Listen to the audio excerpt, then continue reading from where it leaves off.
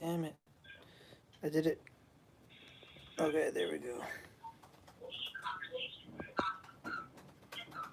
Alright, we're back. Different stream though.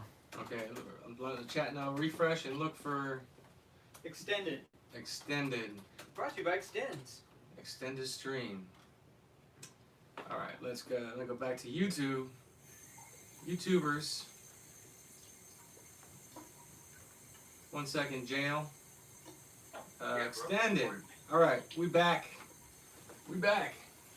Let me adjust the camera. Okay. Looks okie dokie. All right. All right, I think it looks too legit to quit. All right, Yale. So continue. Sorry, my friend. Continue where you left off. No, you guys are good. I honestly don't remember where I left. I think we were talking about Will Smith or something. Oh yeah, and that lady, all these stars, the Glee people, that she died, and the child porn guy died, Yeah. and all these Hollywood pedophiles. Go ahead. Yeah. So, yeah. What are your thoughts More specifically on what? on all these strange deaths, the Wayfair stuff? Oh, yeah, okay. Well, I think if you were to zoom out even further, like beyond Hollywood stuff, and even including like just everything that's stressing people out, like Corona,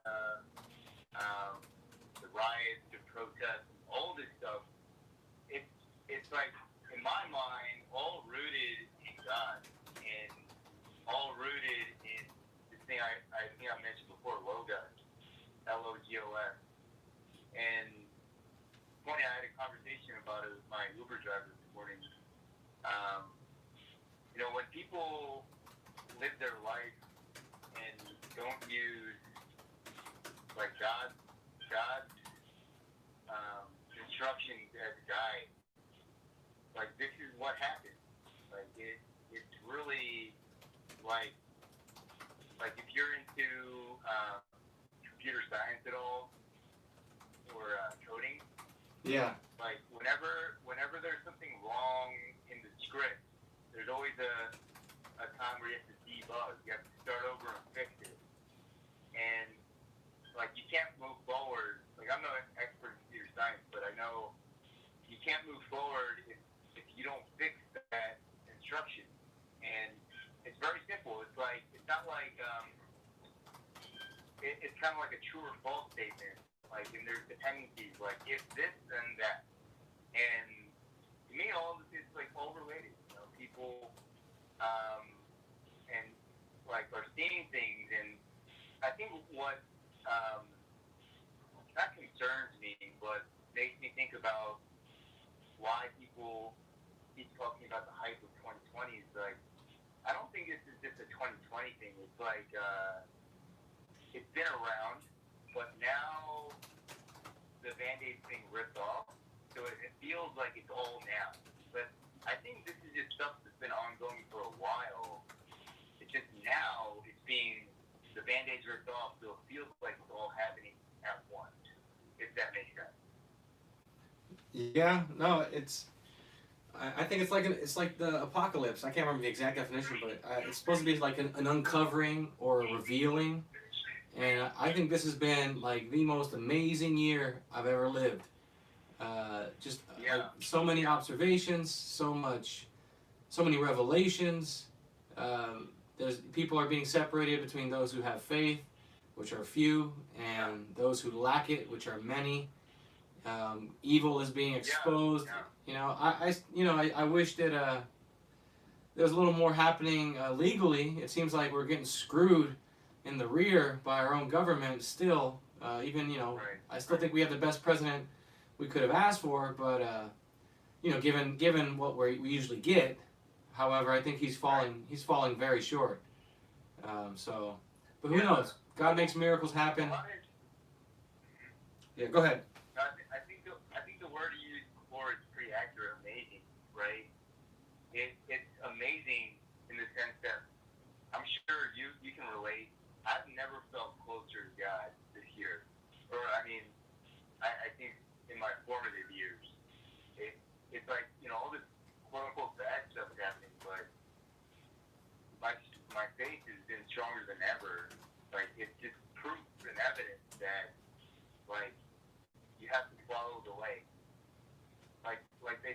that Disney global, what is it that that Star Wars? This is the way. Yeah. This is the way. Yeah. No, It's a correction, you know. it's true, man. Like I was having this talk with a few people, and what's interesting is that like the way I observed it this year, and I've kind of shared this observation was that when you start to wake up initially, um, that first little bit of light you get from God allows you to see in hindsight everything you were doing with new eyes, and you can see the resentment, you can see the anger, you can see how you were in a fallen state.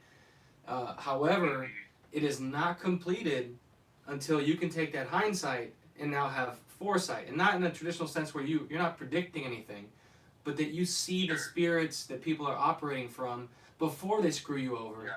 You see whether they are good or evil before they hurt you, and you're able to deal with the world as opposed to just always having questions, always being insecure, not knowing for yourself. And especially as men, like when I see men still have questions and they've been, quote unquote, awake or they've forgiven, they're missing something. Right. You're supposed to have your own light, not live off the light of other men. Exactly. It's they say the truth will set you free, right? That's exactly what you're saying, man. Yeah, it's a trip, man. Like, and it's no judgment against people because I get it. Like, we're all looking for a father. So when you meet somebody who's speaking the most truth you've ever heard, it's easy to get caught up in that person. And unfortunately, what happens is you end up making them your God without knowing it. You think you're awake and you're there, you're close, like you see the other side, but you're living off that person's light, and it's not inside of you. Yeah, that's a great point. You're reminding me of the Owen Benjamin message he had like a couple years ago when he visited out here. It was like when he was criticizing or just like being vocal about his disappointment in Jordan Peterson. And I don't know, do you remember that? I don't remember what he said, but refresh my memory. So his criticism on him was like his lack of clarity on where he stood with God. Oh, yeah. Like he was asked about whether he believed in God or not. He wouldn't give a straight answer. Right. He just danced around. And it's like this light we were talking about. It's like he saw that as being dishonest. It's like if you speak truth, it's not confusing. And he was, the reason I mentioned that was he gravitated towards him as a father figure. Yep. And that's we all have like an earthly father, right? But Right. at the end of the day, that's not the right path to see some dude as a father figure outside of his earthly father. It doesn't make sense. Like we're all capable of reacting, and we're not God. We can work through him, but yeah, that was the only reason I mentioned that. Did you remind me of that? Yeah, no, I do remember that now when Owen said that, and it's the truth, man. It's if we were under 18 and we had a dad, then yeah, it's understandable. You kind of want your dad to be the the father you need, but part of waking up later in life as an adult, it's not that you need your father figure on earth. You just need to return to him spiritually and understand that he failed you, but he couldn't help it. But not to also make any man your leader, or just don't hold him up on a pedestal. It's just really easy, and it's so subtle. It's hard for a lot of people to see it happening. Just like Owen, you kind of have to see your father fail again, and then the danger is that you're gonna resent that person, and you're gonna hate Jordan Peterson, for example, or if people get caught up in JLP, they'll hate JLP because they feel like he wasn't perfect and he said something that they didn't agree with, and that's why you have to have your own light. And a guy shouldn't be asking questions of another man after a certain point. You wake up when you're just starting your baby. I get it, but after some time, you should know for yourself. You better know for yourself. Right. Accepting what it is, because it's a denial. Like what you're saying is 100% true. Like some guys will they'll just hop to father figure to father figure and constantly just be in denial that there is really no real earthly father figure, and the answer is God, right? Like that. I think I've been listening to more Degeneracy lately, and I think the way he puts it is like you're reborn eventually, right? Like you have your earthly father when you're born, but eventually you're reborn, and then you come back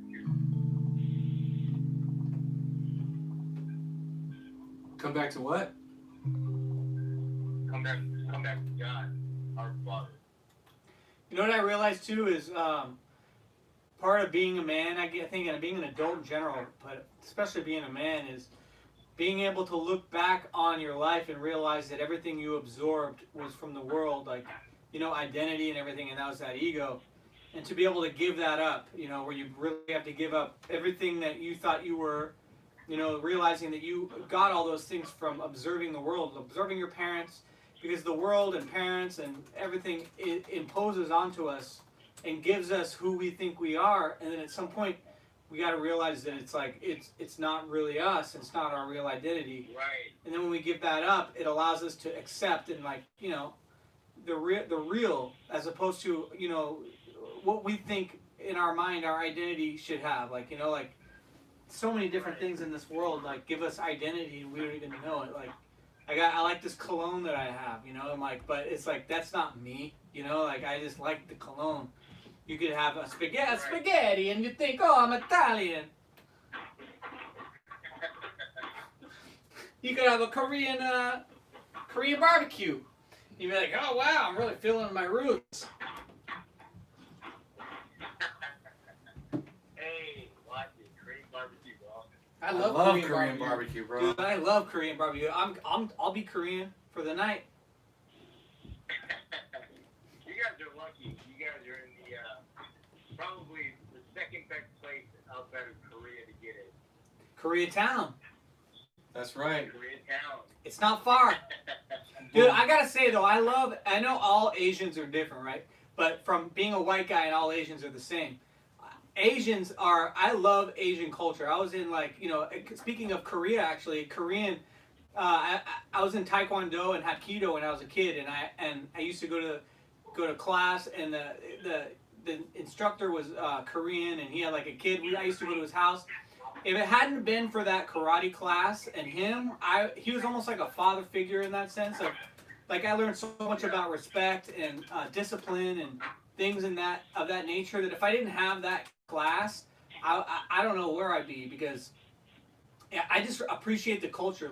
Take off the shoes. They seem very honorable. It's always about honor, and yeah. Yeah, I appreciate that, man. The thing I'm most disappointed about is that's how it was. But nowadays, if you look at it, there's that K-pop stuff and the feminist change that's going on. Yeah. It's been going on since the 90s. That's a slap in the face to the original cultures. That's true.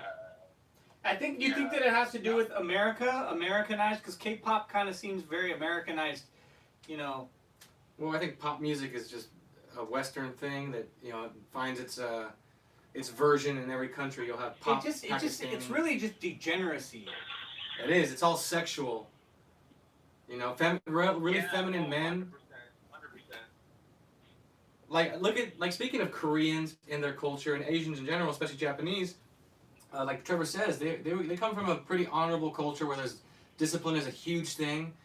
People always have these little social experiments that they do in Japan. And it shows just how, not rigid I would say, but just how disciplined society is and how they all agree things. That you don't see the crime rates that we have here, how people stay on the right side of the road or the right side of the sidewalk or the escalator. There's just a very good group effort to follow these values that they value themselves. And I lost my train of thought. Well, yeah, and then now you compare that with, these pop stars that come out of Korea and Japan, and they look like women. Right. They got the little hair in front, like the anime. It just Yeah. looks it looks hella gay.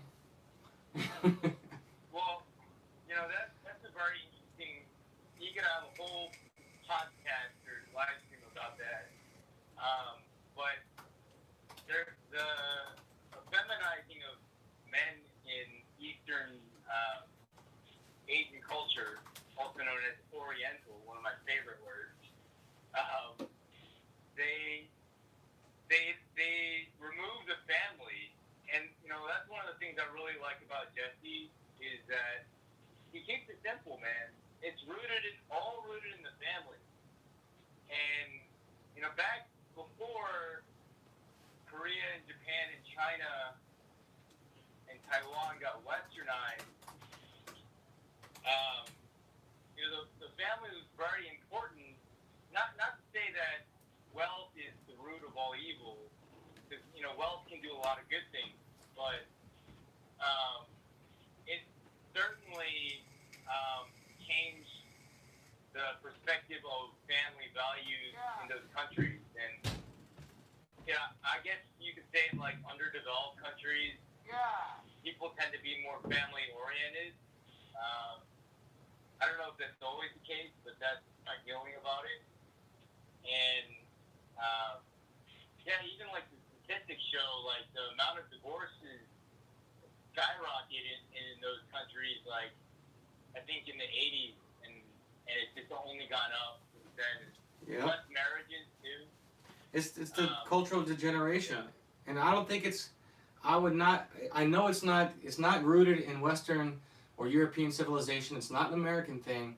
It's that particular little tribe of international rootless people. I know where this is going.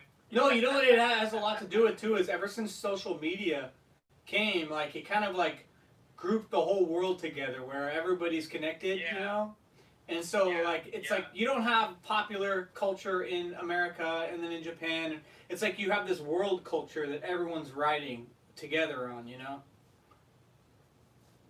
Yeah, and I was very careful about using the word Western because it's like the word white. Like, what does that mean, right? Like, it's a very ambiguous term that doesn't make sense.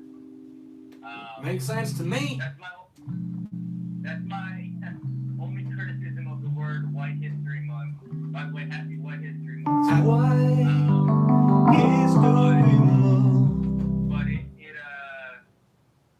it's a very specific group of people. I won't say who. You know who I'm talking about. Small hats. That promote this matriarchy. Right. Yeah, matriarchy is I think the root of a lot of problems. It's just. And I think it's kind of funny. It's funny too because a lot of people criticize matriarchy as if it's like this oppressive thing, and then like my question is always, so what? So what's your alternative solution, right?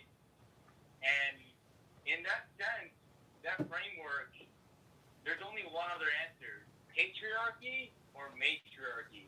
Right. In our country, and it ain't gonna be gatriarchy.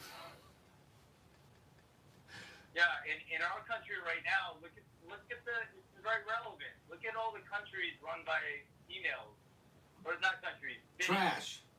Like the mayor of Chicago, or trash. If you want to get more granular, even beyond actual females, the behavior, like men acting feminine and not being strong and rooted in God. A lot of these, they say Democrats, but look at the behavior though, Well, it's the reversal of God's order, and that's the whole point of it. The devil, he needs to put the woman on top. So basically, even the children are going to be above the woman. That's like why you get communism. You have like the Cultural Revolution in China, where they use the children to kill the adults and establish this bastardization of God's order. But it's the reversal, where the devil is over the children is over the woman is over the man is over God. Basically, God is just done with. And that's it. That's why, women shouldn't be leading countries. They shouldn't be leading armies. Did you see that new statue of the nurse? She's like... Oh, yeah. In Latvia, they built this giant statue of a female nurse with the mask on, like looking like Jesus with her hands out. This is all dramatic and ridiculous. Just like female worship. Wow. It's bad. It's very corny statue looking. Yeah, What? and yeah, it's also interesting too because, like, if you talk to a woman about it, you're firm and clear about your stance on it, like what we're talking about now. I bet over 90% of women agree if you can communicate it clearly and draw the answer out of them. But unfortunately, most men are very weak, and not all, but many, and they can't have this conversation. And when a man can't lead and like start a dialogue, you know, women are kind of like, what the hell? Like, they start in a relationship, they'll resent them for it. And oftentimes they won't know why. They're like, I don't know why I'm acting bitchy, but I know I want to be a bitch to my boyfriend right now. Like, that kind of stuff, you know? Yeah, I know what you're saying. I know what you're saying. I think too, like women, because they live in their, more emotional, they're more in their imagination and in, you know, daydreaming kind of state. And they don't even realize it. But they can't help but find things to judge. I've Yeah. noticed, you know, like they constantly need to have something to judge. And Always so I crying. think part of being a strong man is being able to point that out and correct them and say, hey, you know, because they want to judge you. They can't help but want to find something to judge you with. And I think the root of it is because they have, you know, when you live in your imagination and you're emotional and stuff, you have this ego that you've created to protect yourself, because you don't want to face it, because you're emotional and because you'll have anxiety. You don't want to face the truth as much because it hurts and you can't handle it. So there's that ego that's created. And so they judge so that they feel more superior, like they're better than, you know, like just like you know, a lot of people, they have to, in order for them to be a winner, they need to have a loser. In order for them to be a judge, they need a criminal, you know. And so it kind of, they create a monster so that they feel like the victim, or you know. And I think a good man would be able to call them out on it in a not an angry way, but just, you know, a non-emotional way. Just say the truth without being angry, and over time they'll start to see themselves. Because when you react to those moments, then they're going to judge you for your reaction. And you're feeding the wrong spirit. You're not helping her. Right. The whole point is, we talked about how the father or the husband, you know, or the boyfriend before you're married, your vision becomes her vision over time. And when you don't play with and entertain that ego, which is not really her, it just came in with the trauma as a child, and it feels like her. You can see it. You can see a switch go off. Her tone of voice changes. Her jokes may change. Her logic is lacking, and you can start telling that she's looking for judgments, not her, unconsciously. And if she gets the right man, she'll start thinking like a man. And that's why it says in the Bible that a man should be the head of his wife, because if a wife has her husband's head, she's going to think like a man. And earlier, Richie said something about the man gets it, and then she gets it after him, because she has his mind. And it's the mind of God, you know, to be able to love what's right and not have the mind of imagination and fantasy. And as an artist, a piano singing artist, I used to always think that, you know, being emotional and all those things were a good thing, because it's like, oh, now I can, you know, use it in my songs and all that stuff. But now I realize that it's not a good thing, and there's still a way to do it, but it's a different kind of way, and it's a feminine spirit. Right. And it's really like deeper than that. It's not feminine. It is a Satan. You know, and that's why you don't judge her. You just find a way to do it. It could be you give her some space. It could be you stop the conversation, because, like Trevor said, you're not going to win, because you're no longer talking to the girl. You're talking to that alternate identity that made a home in her. So you're not supposed to feed it. It feeds off of that energy, and it wants to suck your life force away. So it's almost like, to help her, you let go of her. And then she comes out of it, and she'll come back to herself. And then the more that happens, the more she starts to see what you see. Yeah, I totally agree with that.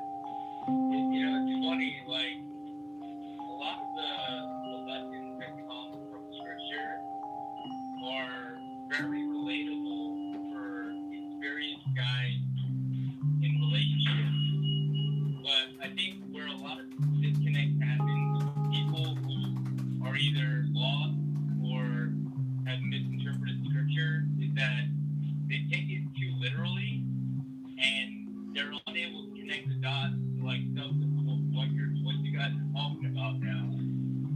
for example, I think Richie was saying earlier that,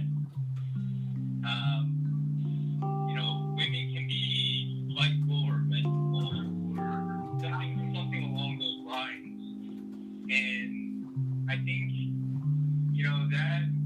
that stuff, like, if a man can't recognize it, it's bad because that's also proving that he's unable to be a leader in the true sense.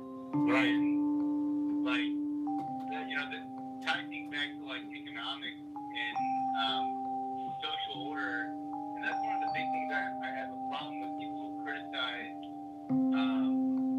free market capitalism, because if you think about it, that environment promotes leadership, and when you have a thing like socialism or Marxism, it's a framework of denial, because it's promoting this idea that there's really no leader and that we're all equal, and it's just a lie, because there has to be a leader, and if you root it to the family, right, go back to the family like Jesse said, there's only one leader, and for man it's God, and for woman it's man, and for children it's the woman. You can't have like too many chiefs, not enough Indians, like that type of thing, Right. You can't have two presidents of a country. You can't have two CEOs. That's why the idea is that it's not like Skip it doesn't quite seem to understand where we're coming from this. It's not that she's no longer the woman that God made. It's just she's gonna have the same spirit, the same love that is coming through the man, which is from God, and allows that man to see and to have vision, have his own light, is going to become the light of his wife. And then she will also see what he sees. He will just catch it first, because that's the order. He's closer to God, so he should see it first. And then she'll agree based on the fact that she can see it, not simply because he's the head of her. It's because she now has that same vision, and she just catches it a little bit after her husband, and then the kids catch it after her. Plus, Adam and Eve, right? They screwed up, and now we are all left with the consequences, because Eve was seduced by the serpent, right? And then she seduced Adam, and then Adam wasn't accountable to it. He blamed Eve, so he was a beta male. So now it's almost like if you have a cake pan, and you can bake new cakes as much as you want, but that cake pan is dented. So there's a dent in the pan. So no matter how many cakes you make that are new, they're gonna be screwed up. You still there, Yale? Yeah. I put myself on mute. There's a lot of background noise. I agree with that, by the way. So anyways, I guess we'll move on to the next caller, man. Not to cut you off, but I guess we'll just kind of keep the stream going. But thanks for calling in, my based rooftop Korean friend. Yeah, it was a pleasure, guys. I know this was a 40-minute call, so Don't worry about it. I'm happy to hang up here, but yeah, always a pleasure, guys. Take care. Thanks, Take care, bro. That was our man. So Skip said that's a better explanation, Rich. I see what you're talking about. Yeah, it's not that she just loses her femininity. No, it's that a man it helps her come back to, because this is the way I think it is that ultimately, because we're in the fallen state where we have lust, right, and we're attracted physically, and ultimately it like a man and a woman's mind should be no different, right? It should be in a one marriage. one mind, which is God's mind. But because of the fallen state, a man's mind and a woman's mind are different. So it's not like, oh, God wanted a man to be a man and God wanted a woman to be a woman. It's that they've fallen and they're not able to be, they should be one mind. And because a man is closer to God in his logic and isn't so emotional in his nature, that his mind is closest to God for that to happen, so that she can have his mind, because a man should have God's mind. You know what I'm saying? Yeah, it's all, you either have the consciousness of the devil or the consciousness of God. Because at the end of the day, maybe it's just you get caught up in thinking man and woman. Like, oh, it's like, because then you kind of end up thinking of it as an equal. Like, oh, well, that's not fair. That's misogynistic, or that's belittling to say that a man is better than a woman. Because ultimately, it's God, and it's just that order. Like you said about the man, God creating man, man creating woman from man. Yeah, Matt says it. That's what I use a similar term. Women spin in circles. I'd say that they always have their tires and wheels spinning in the mud, and they can't help it. Like Trevor says, like you just. I mean, for one, you have to be waking up. You have to go forgive. You've got to overcome your anger. You've got to have your own vision. You've got to see ahead of yourself and see the spirit people are operating from. And once you do that, you will tell when she starts to drift off. And there's the her, and there's the not her. And you shouldn't resent her or feel any way about that not her coming to the foreground. That's what she's trying to overcome. And that's what, if she's added to your life and you're added to her life, well then, my friend, that's your responsibility to help her overcome. And you don't get that by judging her or treating her less than, nor do you get there by entertaining that not her. You have to know how to deal with it in the moment, and if you actually live from that light, you'll see what to do and what's appropriate in that moment. Don't plan ahead. Women love to think about, what 3 months from now, 2 months from now, 5 years from now. They drift off very easily. But your job is to be that anchor, and you kind of bring her back down, put her feet on solid ground. That's your job as the man. Someone said I look high as a kite. Yeah, family 53511, just trolling. He be trolling. Gavin is considering mandatory mask countrywide. How is it Gavin Newsom's choice to talk about countrywide? That dude's a douche. Gavin Nuisance. Yeah. Yeah, Gavin Newsom. That dude's a joke. I hope they recall him. Speaking of that, Manny told me that the Seattle mayor, also, there's a petition to recall her ass. It's gone through the judge, and he says, let it ride. So hopefully they get rid of her and Newsom. It's that once the woman understands the right order, the woman won't try and buck the system. Touche, my friend. She will always try to buck the system, but not always, but it will just be less and less. She's still the woman, so she's still the easier vessel for the devil to play with. You just get a tighter saddle, you know what I'm saying? That's you it. won't fall off when you're bucked. She just would, she's not going to run off that far into the woods, and she'll just start to calm down. And yes, I believe that, but if you just keep doing it right, she eventually matches the man. That's your job. But you never let your guard down. You're always watching out for that spirit that played with her to try and come back in and get into your marriage and get into your children. So you're always on guard, but you don't have to think about it. You'll see it when it's there. You don't even have to worry about it. There's nothing to worry about, really. I was kidding. It just might be the lighting. What's wrong? He doesn't think. He was just kidding. You're not really high. Just the lighting. We got that mood lighting, family. Fam. Good thing Gavin doesn't have the power to do that. Yeah. I can't believe people voted to give him power anyways. But because she's a woman, you shouldn't trust her to maintain his perfection? No. Not in a marriage, because guess what? You're the head of the wife. So it's your job as the man to always be the one looking out for that. Do you think that the man should just leave the wife and trust her that she'll do it?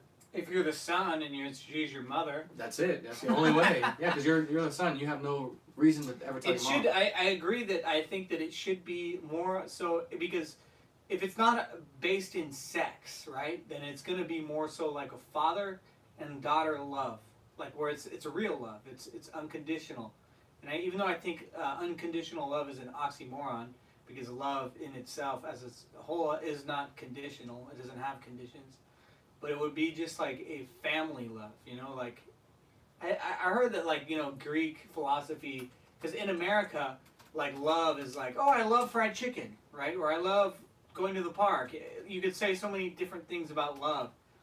But supposedly there's different kinds of love, like agape is the main God love, right? And there's God love, there's Eros, brotherly love, there's sexual love, and then there's there's different kinds of love, basically. But I noticed that we all throw around love around, and it has different kinds of meanings, but there's really only one real kind of love, and that's God, because God is love. Speaking of that, you ever heard Like, what's your love language? Yeah. Yeah, it's I kind of remember like I had a girl saying that before. She's like, I'm trying to figure out your love language. that. How's that for my love language? Yeah, and it's an innocent question because, like, we've had nothing but all this nonsense pumped into all of our heads, boys and girls.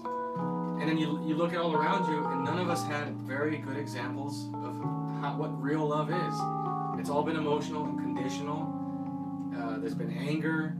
You've seen your mom use you as children against your father, and vice versa. But that doesn't mean that we don't have a way to get that, and we don't have a way to be perfect. Kristen, Thank you, family 53511. He says he subscribed and hit the like button. I appreciate that. Much love, my friend. When we first started streaming, somebody said that they didn't get notified. I don't know how they showed up first in line. They didn't get notified, but if you don't get notified, hit that notification bell or whatever, and then you could click, I think, personalized as all, so you get all the notifications. Kristen said, this is like the male versions of Dear Abby and Ann Landers with the good advice tonight. That's right. Megan dropped some knowledge about the Greek stuff. Philos, eros, and agape. Quote unquote, that ish is worldly. Yeah, it's a...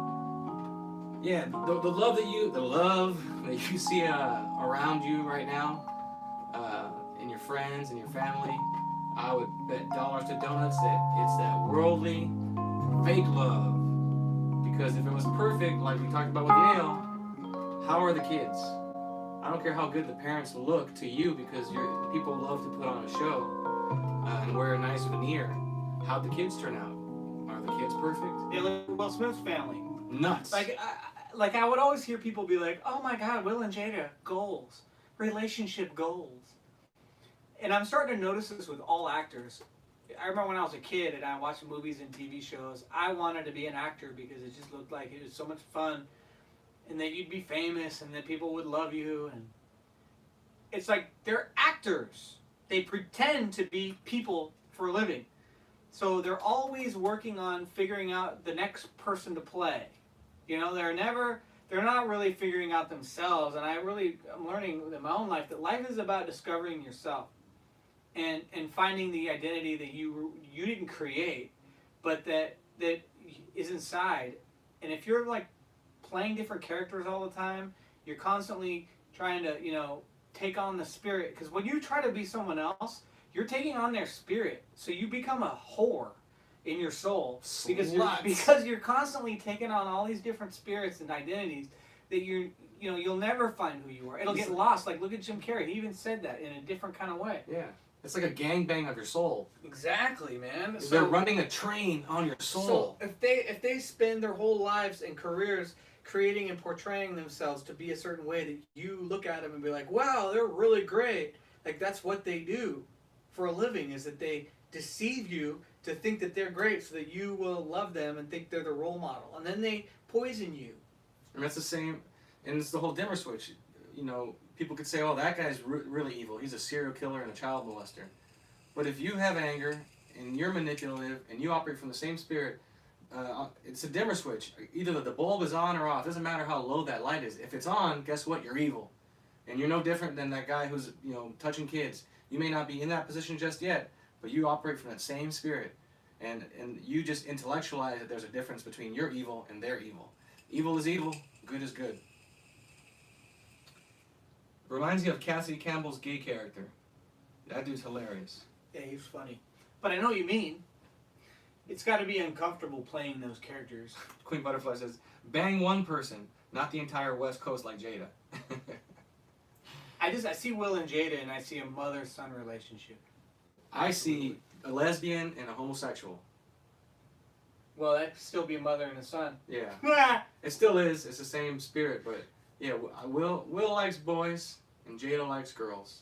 But if you notice, Will Smith has been like this prize person in, everybody loves Will Smith. He's like the Black Tom Hanks. Right. No, exactly.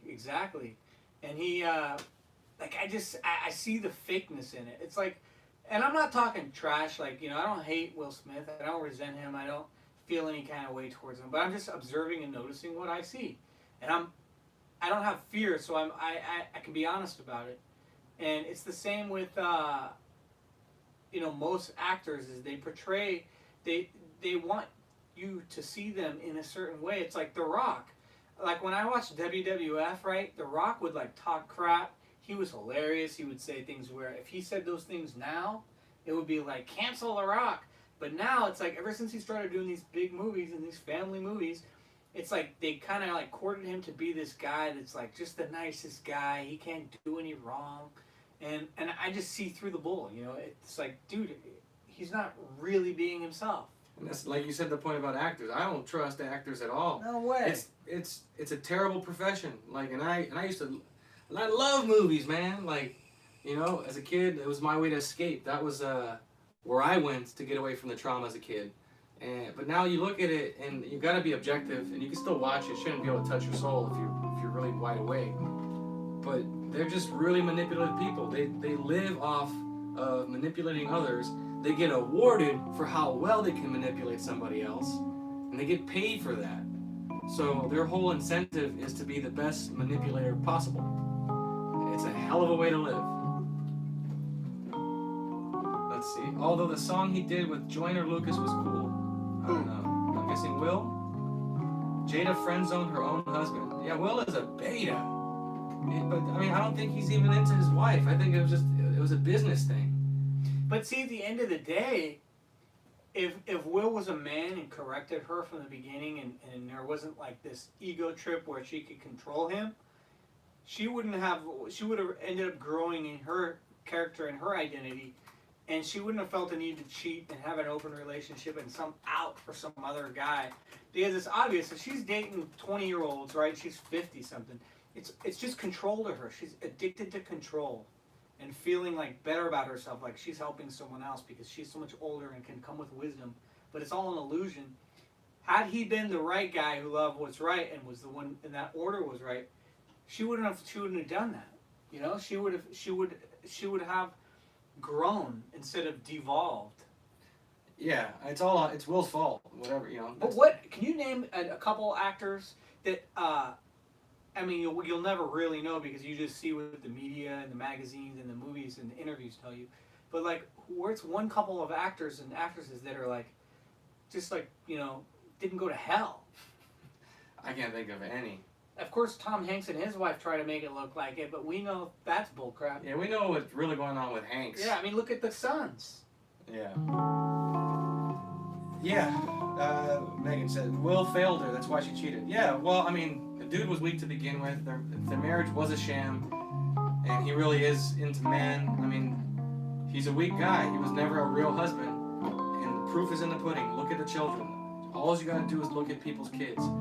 And if you think your parents are so damn perfect, let's look at your life, or just look at your own life and see how you came out. Did you suffer? Did you deal with terrible things? Did you do terrible things to other people? Terrible things! So that's how you know that your parents weren't perfect. And you know what I realized too, like, and it's weird because I have realizations of the same things I already know, but I see them in a different way as time goes by. And one of the things I realized recently is, and I saw in a different way, is that, like, in my family, like, my mom and dad had their issues, right? But I noticed that my mom, she would use kind of me and my sister as her allies, right? Because she was home with us, she spoiled us emotionally, and so we identified with her. And then my dad would work and come home, and she turned us again. She used to say stuff like, your dad, he's never home. Your dad, he's emotionally unavailable. Hold on, Manny. And she would turn us against him in such sneaky little ways that maybe she wasn't even aware of, But it totally made me realize that my dad didn't turn away from us. He couldn't handle her manipulation, and he was too weak to stand up against it. And I forgave him for that. But it's just crazy and sneaky how that happens, Yeah, him talking about that. My mom did the same thing where she would in her own little remarks, she would bring up things like, well, I did this for your father, and he never appreciates it, he's never around, and he works too much, and blah, blah, blah. And you realize that your mom was turning you against your dad. She was using you as a pawn because they liked to see him, she wanted him to suffer and see his own kids choose mama over their dad, and you got to come to that realization. I don't care who you are, like your mom was not perfect, and neither was your father, because if they were, then so would you. But it can be done. Anyways, Mr. Bang, you're on the air. Emmanuel Bang. Hey, what's going on, guys? Nothing much, man. How you doing? Cracking, bro. All is well.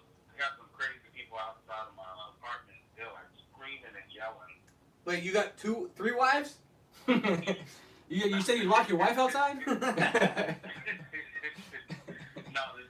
like fighting outside. Like the guy was choking her and everything. What? What? Are they white? Well, are they black or white? Oh, they Mexican. Oh, so yeah, like half black. I was like, they get what they deserve. Exactly. I'm not gonna be involved. Isn't it funny now how when you wake up, like it's not that you don't feel, you don't see this, some dude's beating his girl, but you realize that that's their situation. That's what they get. They deserve that because that's what they're doing to themselves. Yeah, and she kept going back to him, like he's trying to walk away, and she keeps chasing him and yelling at him, and he comes back and hit him. I'm like, what are you doing? Let's let him go. She's creating a monster so that she can have a reason to feel righteous and angry and feel like a victim. Right. And she go tell her girlfriends that he hit me, girl, he hit me. And that's what she said. And she's like, oh, you hit me, you hit me. And that's what she was just screaming at the whole time. I'm like, I'm watching just to see what's going to happen. Just got the popcorn I out. gotta let him be. Yeah. Enjoying the show. But yeah, the entanglement. That's all of it. Yeah, isn't that hilarious? A little entanglement. That's what Jada said. She was like, it's just an entanglement. You were whoring around with a kid, with a little baby. But the whole family is messed up. Because I remember hearing about the kids, like they went to a special school. The school got shut down. It was a weird school. I can't even explain it. They were like learning like different type of religion. It was like I can't explain it. It's kind of weird. It was one of those schools that it was like a private school, and they were teaching them secret messages. But they're part of all that dark stuff. Yeah, they probably went to the school of Kobe Bryant where he teaches how to use your dark energy. You have light energy and dark energy. If you want to become a beast, you can channel the dark energy. Hey. Yeah, it was something like that. It was for like the kids, and it was a big school, but it got shut down. Emmanuel, I know you've been doing some rabbit hole digging lately, and I saw something interesting that I know you're aware of it, and I'm aware of it, but I thought it was pretty cool. This one video, this guy asked. He says, "What do these guys have in common? Hitler, JFK, Lincoln, Napoleon." Muammar Gaddafi, Tsar Nicholas II, Julius Caesar, and Andrew Jackson. What do those men have in common? What he said was they all tried to start state banking, where the state makes its own money through a state-owned bank. And each one of those men was either killed through an assassination, or attempted to be assassinated, or he was thrown into the middle of a major war, which basically ruined his leadership and his reputation. Yeah, I understand that. Because with the banks, it's like that's where all the money is. Because most of the people that kind of run the world are the bankers. Even when there's an article talking about the 11th generation taking over a bank. Somewhere in like UK or something. So these people have been doing this for a long time. Which I just saw something that they said the U.S. banks stole $7 trillion from the coronavirus pandemic. $7 trillion. You hear that number? It's like $7 trillion. That's unreal. And that was from the U.S. bank. They took money from this whole pandemic. Yeah, no, it's like anybody that fights the system, they're gone. That's really what one of the major things we need to do is people got to wake up to who controls these banks, these major central banks that control nations. They have no loyalty to the nation to which they lend. Their loyalty is to themselves and their profit at the expense of every nation that does business with them. Yeah. Yeah, because I just saw this picture. I was sending it over there. There was a picture of Prince Charles. Ah, Prince Charles, Prince Chuck. And it was, I think it was a Rothschild. And he put his finger on his chest. I saw that. It just showed that, it was like he showed that how much control that he had over royalty. Like it was like the Yeah, he picture was, showed the statement. the Rothschild guy was basically like poking Prince Charles in the chest, like talking to him, but like, you know how when a guy does that to you, it's like a dominance thing, like, hey, whatever he's telling you, it's like, you're gonna poke me in my chest? But yeah, it's just... These shoes? You're gonna poke me in these shoes? Yeah. So, So, yeah. it's like, it just shows the dominance. And that, it's just in one picture. So, like, all this stuff is coming out, which is great. People seeing it. Like, there's this girl that's going viral now. She has, like, blue hair. You know, the liberals. Yep.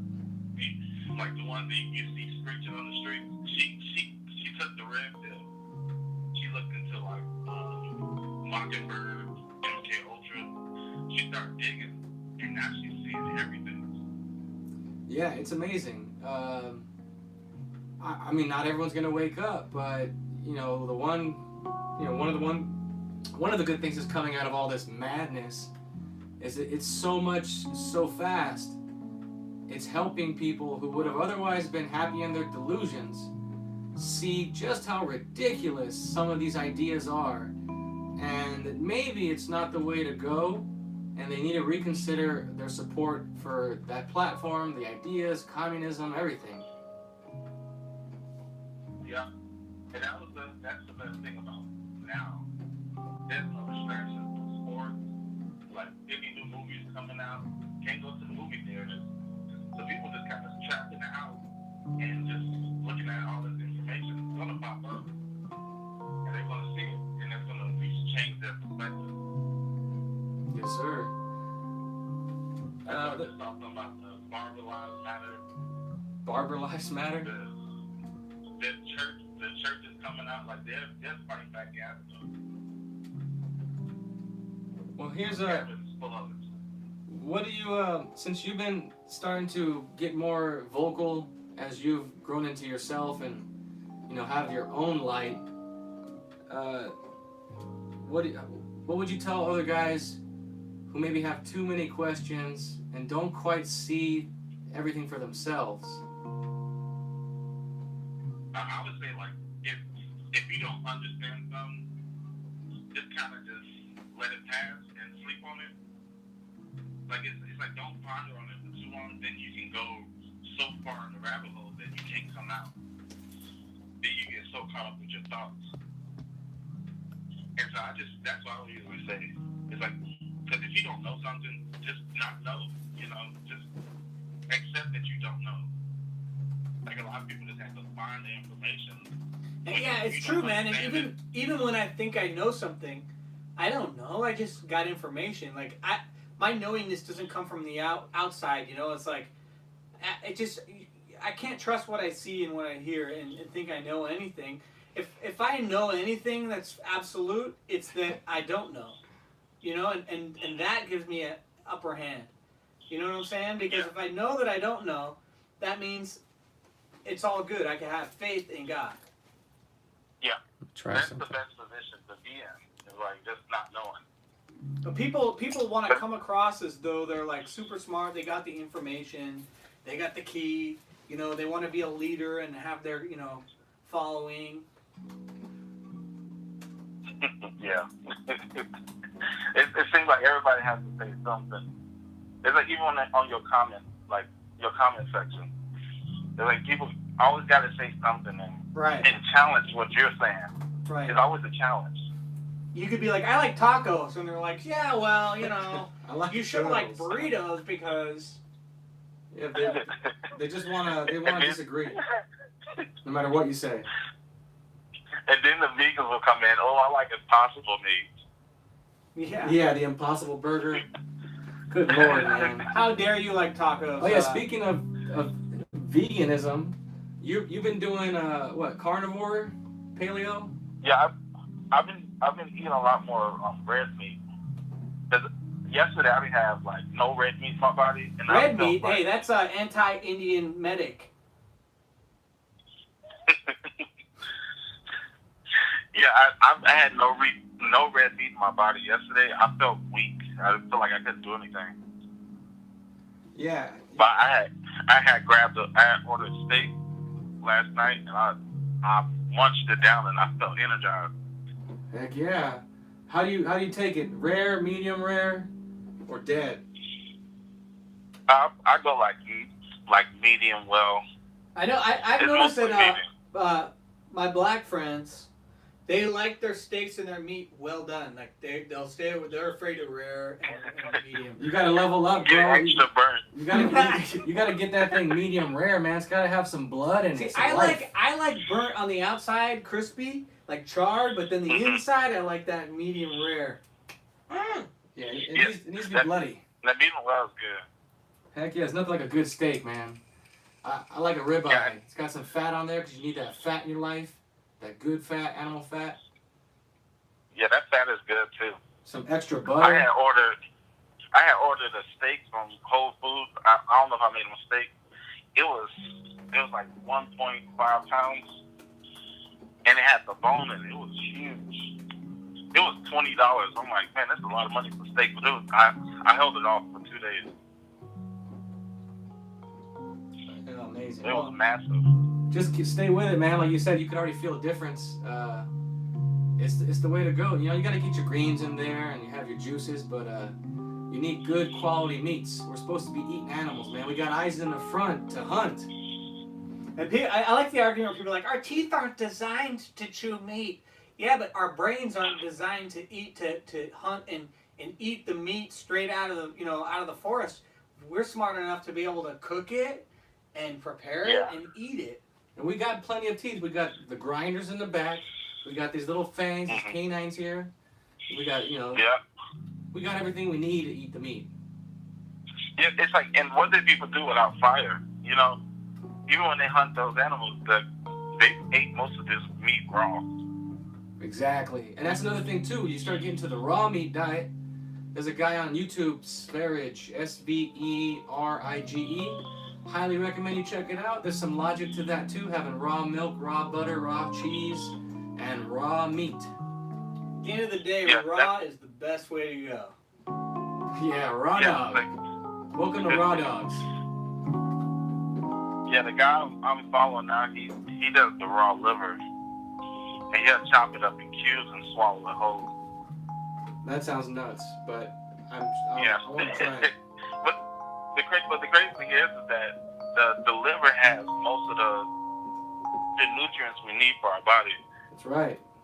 Liver is good for you. And a lot of people don't talk about copper. You know, usually with iron, it's like we put a lot more iron in our body. Like we're supposed to at least balance it out with copper. It's kind of funny when you think about copper and iron. Those are metals, and those metals are in our body. Yep.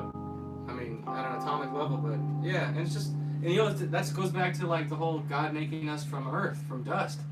You know, we have that same matter. It's just water and earth. That's what makes up a human. And that's the best part about it. Like he created everything, and we were included with this. So we should be able to utilize what he created. Heck yeah.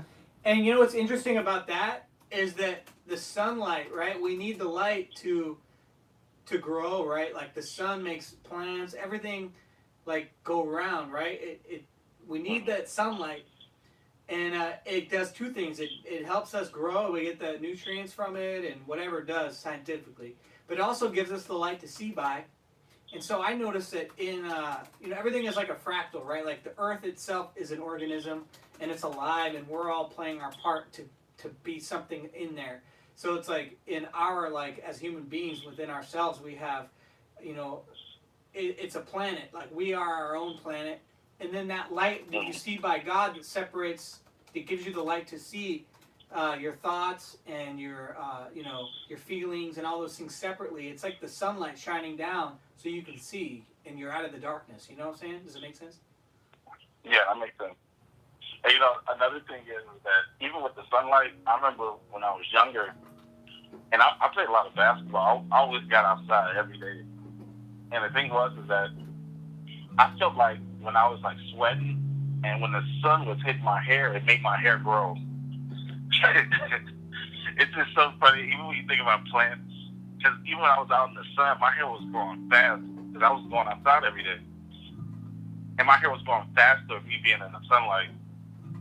Yeah, it's like a plant. Like, we need to have the right nutrition that we take in.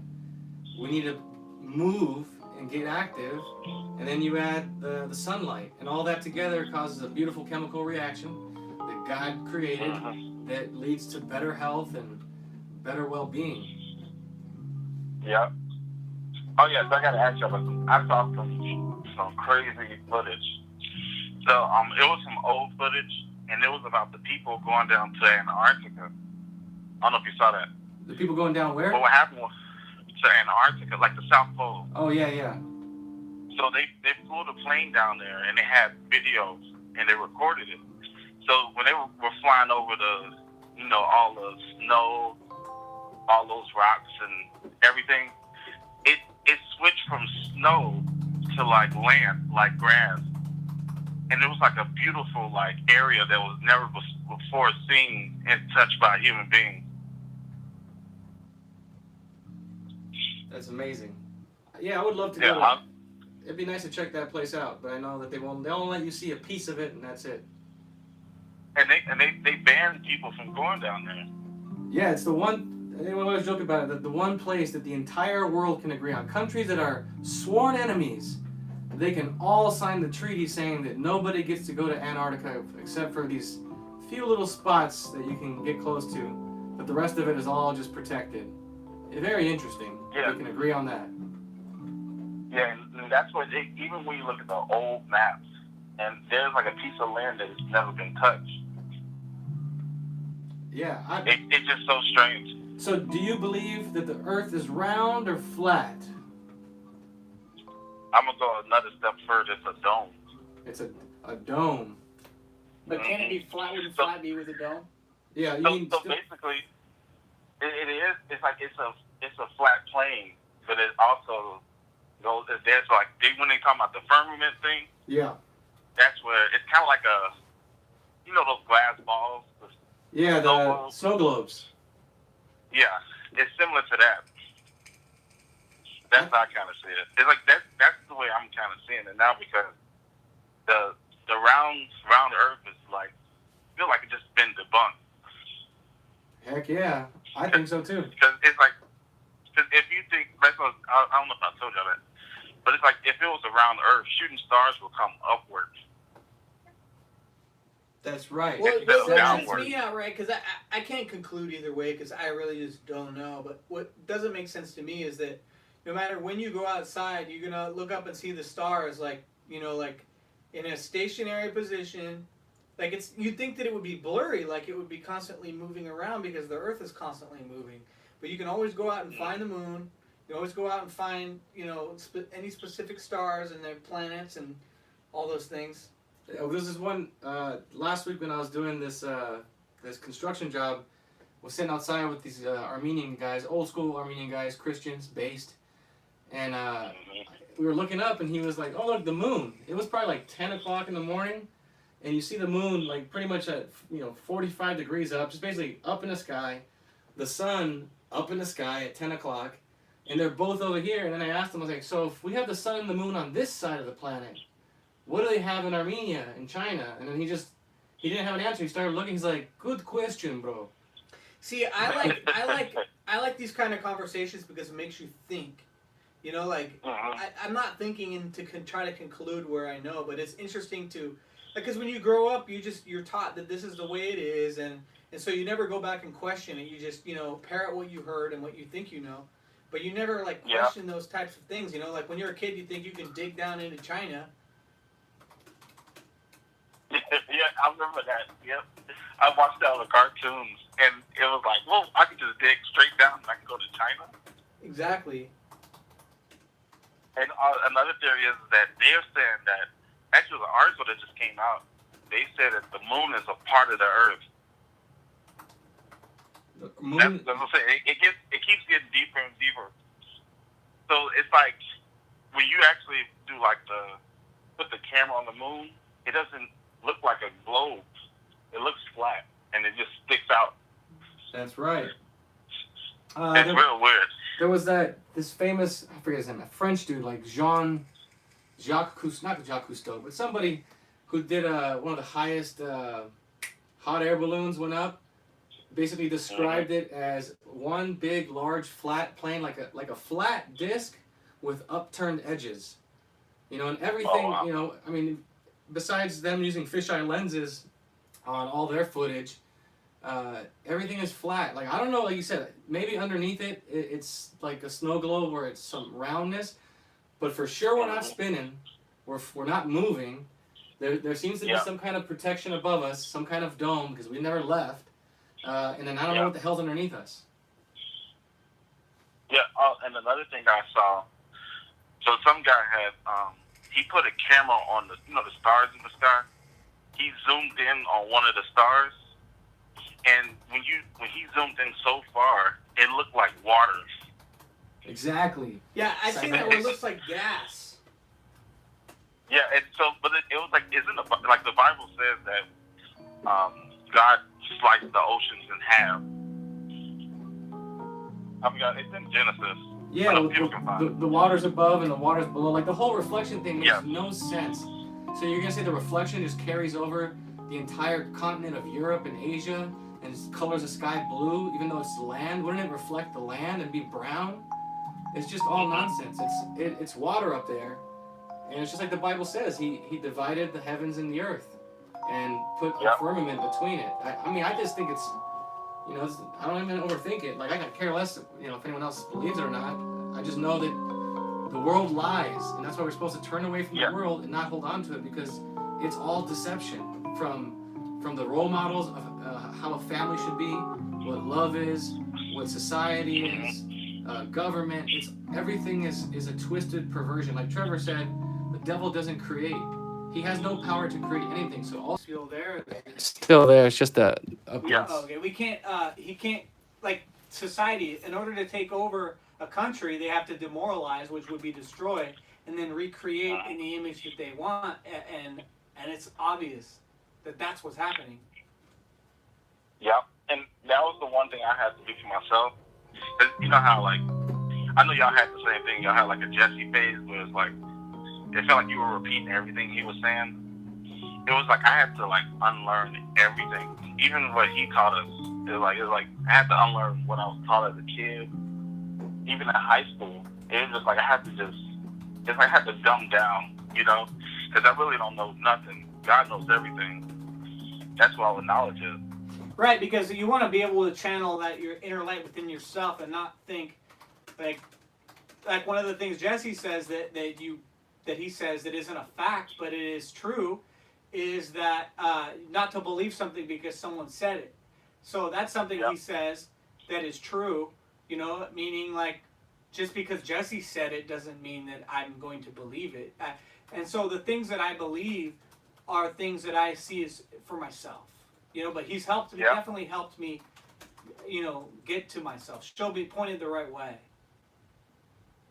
Yeah, and that's the best feeling. That's why I'm like, I know I'm blessed in what I'm going through, but even the stuff I see a lot of stuff, and most of the stuff is like conspiracy, but it's like, when I look at conspiracy stuff, I kind of look at it, and I just let it pass, and if it shows up again, or more than like 3 or 4 times, then it's like, this is kind of weird, Then I can look at it for myself and do the research.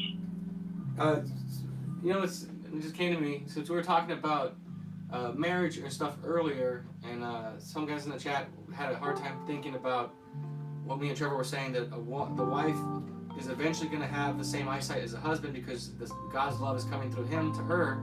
He just sees it first. And since you're married now and you're waking up, how do you see it? Do you see your wife, like her ups and downs, calming down over time? Over time, yes. It's taking time because it's like we're not there yet. But I know we're gonna get there one day. 50 years from now. but it's like she see other people talk about it, but most of the time when you see other people talk about it, they still not there either. And that's how, like, anytime she sees something, I try to, like, at least point her back to God, because you're not supposed to believe anybody. Like, anybody say something, don't take it in and, like, absorb it. Because that was, like, because I had a whole, like, debate with one of her friends about, that's how I sent Trevor that question. I was like, I said, what do you think about all thoughts from Satan? Because even when you make a statement like that, compared to us and the people in the fallen state, it's like, and I heard y'all talk about it earlier, but that's what I was kind of like thinking about as well. Yeah, so all thoughts are from Satan. Is that what you're saying? Yeah. Hell yeah. I don't think none of them are useful, bro. Not like you don't need you should live by the reveals. But see, this is what's tricky for me, is because I think that you can see an outcome, right? Your logic shows you an outcome. And so those are thoughts, and they might not be true while you're thinking them, but they're something to see. And so I think there's a difference between seeing an outcome and you don't have to have the expectation, because outcomes always change, right? So you play God and you expect an outcome, you'll be disappointed. But it's like, I think of what success is, right? Success is the progressive realization of a worthy ideal. So if you see a worthy ideal, like, and you see an outcome, and you know that it's like 2 + 2 is 4, right? If I put 2 and 2 and 4 together, 2 and 2, it makes 4. That's an outcome, and you see it, like, it's not a lie. So I think that there's there's a fine line, and I think that the goal should be to be the thinker instead of the servant of your thoughts. And once you start to see that you can be the thinker, that you can be a co-creator with God, Yeah. Because you can't just sit and do nothing and be like, every thought is a lie. Yeah. So look, and that was the thing I was trying to.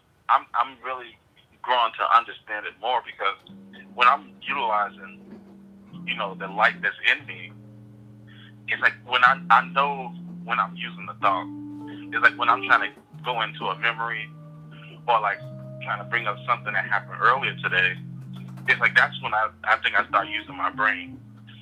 Because we have, our brain is used for memory, so I'm using it to like grab stuff I need to access to talk about things. But I feel like even when I'm like doing like music and stuff, it's like, because I'm trying to get back into like doing a mastering and editing stuff now. Yeah. So it's like, even when I was doing it, it's like I try to use my brain, and then I let it go. And I'll allow God to work through me, and then I'll use my brain again. Then it's like a process, It's like trial and error for me.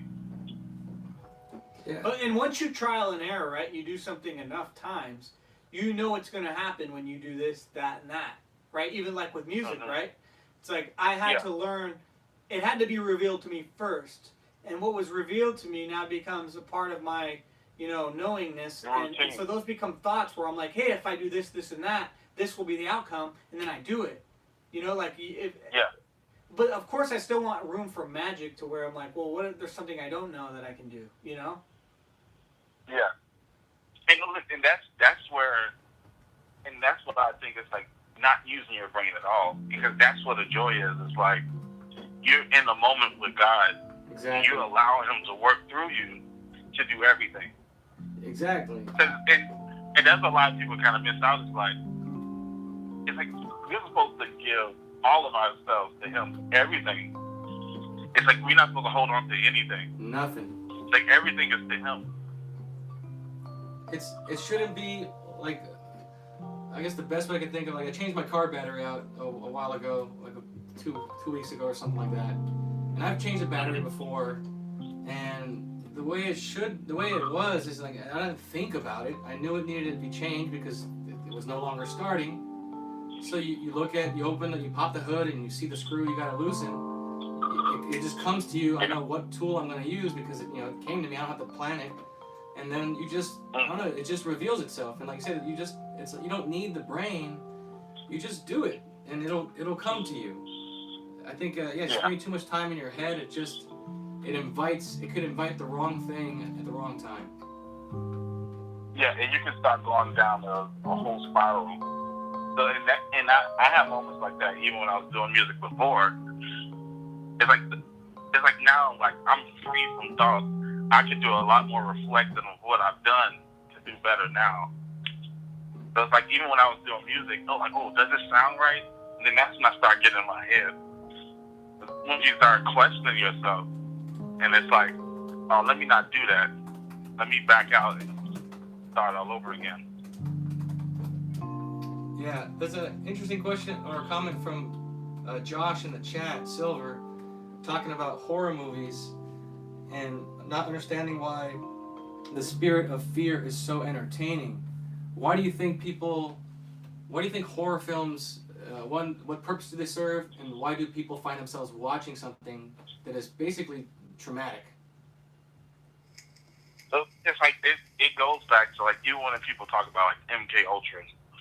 It's like this has been implemented for so long. Like it's kind of brainwashing, and a lot of people want to see fear. I don't know. It's really weird how people want to see the fear to get that feeling, to see what it feels like. I feel like it's the feeling. I think it's the same thing. It's like you could be distracted and you could call it a horror movie, but you can call it a rom-com. Like whatever it is, if a movie can move you and make you feel something, it's because you're losing yourself in it. And people want to run away from themselves. And so when they feel like, they've lost themselves in something, and with that feeling, they're giving up a piece of themselves with whatever it is that they're allowing to like lose themselves in. You know what I'm saying? Yeah. So that's all, like pleasure and pain are equally the same. Like a lot of people would think that they would want pleasure in life. What was that Jesse thing he said? Pleasure or adversity, adversity, right? Which pleasure or pain. Yeah, and at the end of the day, they're both, like, you shouldn't long for any of them. Right. You should just, because, like, I could watch stuff. Like, I don't really watch horror movies anymore. I like thrillers. I like to see, thriller movies, but not so much horror. I used to like horror movies because you'd feel afraid and that, but there was that feeling you'd get where you're like, oh, no. I think it has something to do with the trauma that happens in childhood.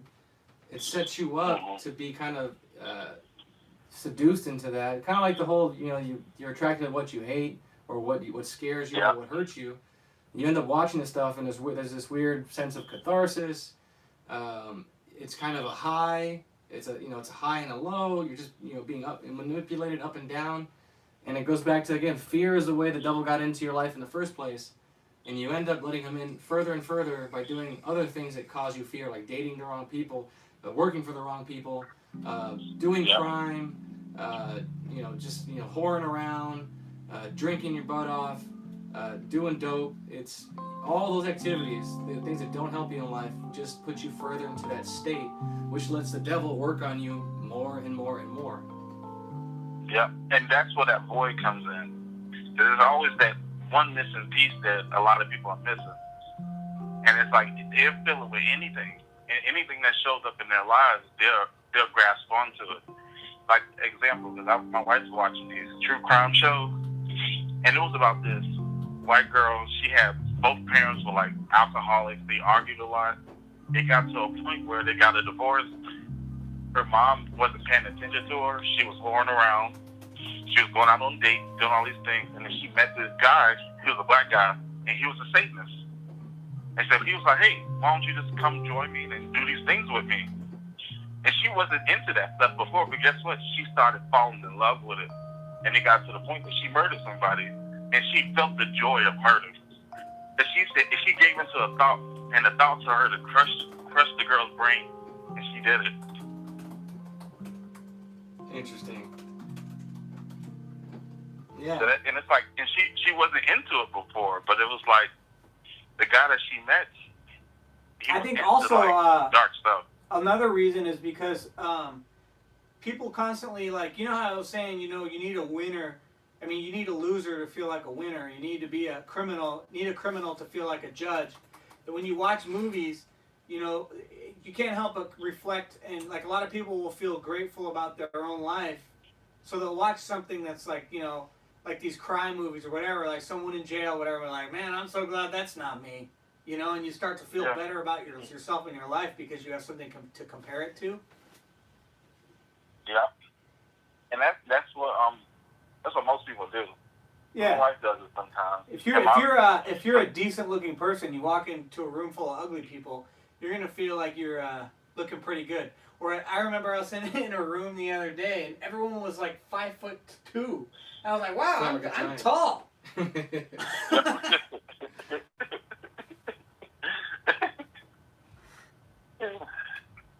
Yeah, it's just been great. But like, you know, I got a clip for Will Smith. He had a guy like doing a massage on his back. He's like, he knows what a man needs. What? I'm gonna post the clip. Hey, bro, it's so funny. And it was Jada Pinkett that was in the back, was like shaking her head. I'm telling you, bro, the Fresh Prince he gets fresh with princes. Dude is weird. Yeah, but it's a lot of people like that in Hollywood. He was on the Lolita Express too, so. Exactly. Epstein. It all goes back to it's just everything goes back to Epstein. I mean, either you got God in your life or you don't, and you know, different people it manifests maybe, you know, more obvious ways and darker ways, but evil is evil, and these people don't have God, and so they should, you know, people should not look to them. Don't compare yourselves to them. Don't model after them at all. Like, do not model after the world. But we got all these single mothers out here, and they're destroying all these kids. That's right. And that's the sad one. That's where it gets kind of crazy. You talking about 70-something%? I was just listening to an audio file about that. He was an ex. What was it called? What was the people that take the demons out your body?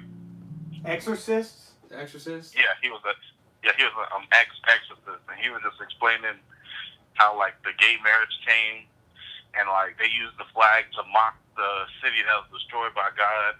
It was really good. Yeah, I mean, and like all this stuff is basically destroying everybody. And not to just leave it all on the woman, because yeah, these women are destroying the children. But guess what? If the father had the nuts to be a man, then he'd be there to protect those children and correct that woman. So like in the end, it falls on the guys, which is why my big observation is men need to have their own light. You need to get your own light.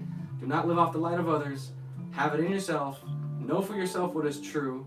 And if you don't know, then you don't know. Wait for the reveal. But it starts with the guys. The longer the men stay weak and insecure and just irresponsible, and they can't hold the line, the more hell we're all gonna get. Yeah, that was just like the story I just saw. It was yesterday. This dude, his 1-year-old was shot in the stomach and died. What? Bro, like, this is in New York. 1-year-old shot in the stomach. And, like, the thing was, amazing. Like, it was like, you think about it, like you said, it falls on the man. He was supposed to protect his family. It's like he needed to protect them. So it was like, we don't know what the situation was like or what happened with them, you know? Exactly. But he was crying. Oh. You know, it's like, we have to be strong regardless of the situation. Speaking of, we gotta be able to get through it. Speaking of fathers letting their kids down, you want to talk about lunch? We had lunch at the Yard House, and those two girls. Oh yeah, these girls had their like, it was almost like they had their bathing suit, but then they had like G-strings on, and then they had these like see-through pants that were like just like, so they were see-through so you can see them. Yeah. But they were like totally trashy, but it's like, I like went out of my way. I was like, don't even look, because that's exactly what they're looking for. They were literally wearing G-strings with a mesh pants, which weren't even pants. It was see-through. I remember I said to Rich, because by then we only got our waters, and he went to drink his water, and I was like, you thirsty? It was gross, bro. It was just like, you know, there's kids around, there's families trying to have lunch, or dinner, whatever, and it's not, you can't blame these girls. Obviously, the proof is there. Like, their dads failed them and their moms destroyed them. But I mean, that's what you get. You get whores and you get slut makers, and it's just nuts. Yeah, slut makers. And that was the thing. It's like, even before, when I was in the fallen state, it's like, even if I would have gave them attention. You know what I'm saying? It's like, cause it's like we're in that fallen state, and you just kind of just fall into it. Cause it was like, I remember before, it was like you kind of sexualize every woman that you see. Yep. Because it all plays into your imagination. It pulls you out of reality and into your thoughts, into your imagination. Yep. It seduces you away from reality where God is. So it's like, you could look at ass and still look at it, but if you never go into your thoughts about it, then it doesn't do anything to you. Yeah, it's just here and there. It's gone. It just happens. If you're like turning your neck to try extra hard to soak it all in, it's like you're not helping yourself. You're just running back up into your thoughts. Yeah. Oh yeah. I just talked to my dad, and my dad yells. He was just yelling. He was trying to have a whole debate about Trump and how bad he was. And I'm like, I said, get out of here. And it was like I was holding my ground. And my mom was surprised that I was still talking back to him. Because he's one of those people that be like, you need to listen to me. Yeah. I know stuff. I'm older. It's like, get out of here. After 18, you guys are equals. I felt great.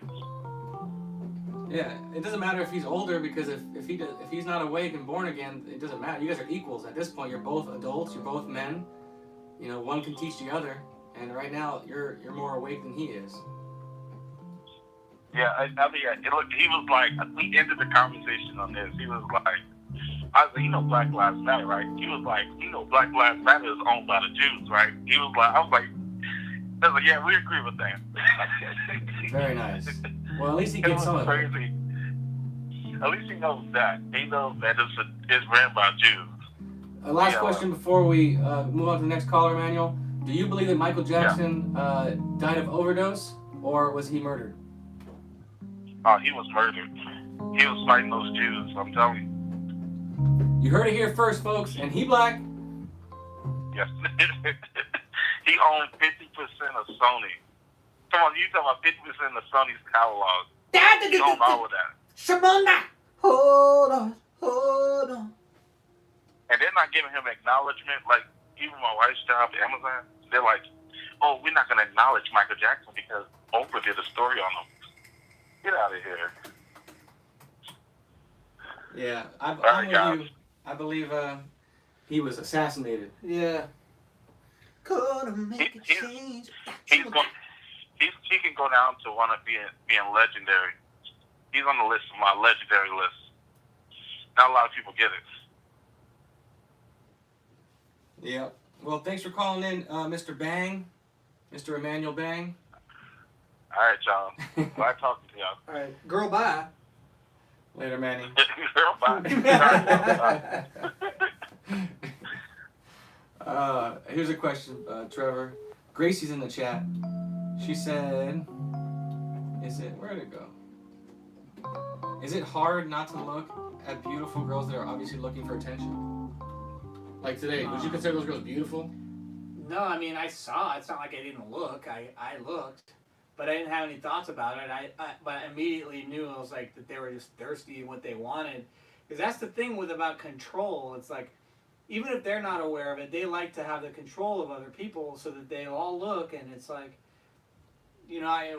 people saw, but it's like, they didn't have the control, like, I definitely was like, well, I know that's what they're trying to do, so I'm not going to give them that, but I didn't have any thoughts about it. I wasn't like, oh man, ass.